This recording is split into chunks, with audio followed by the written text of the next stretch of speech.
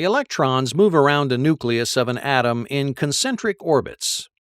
These orbits or shells represent different energy states that electrons can exhibit. The farther an electron is from the nucleus, the greater its potential energy. While electrons typically remain in their prescribed orbital energy level, it's possible for an electron to be knocked from its lower orbit into a higher one. Thus, a bombarding free electron can collide with a bound electron, raising it to a higher orbit or energy level. This electron is now in a state of excitation.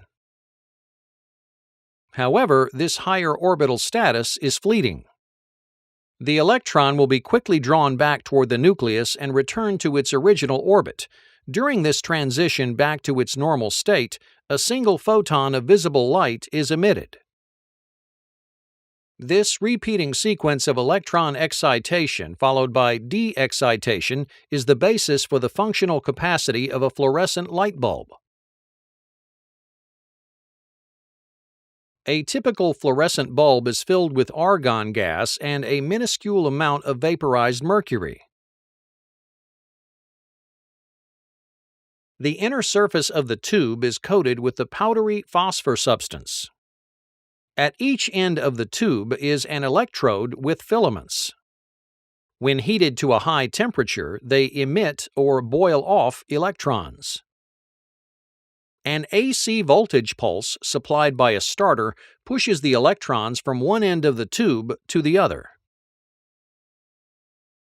If one of the free electrons collides with an electron of the mercury vapor, the electron is bumped from a lower to a higher energy level.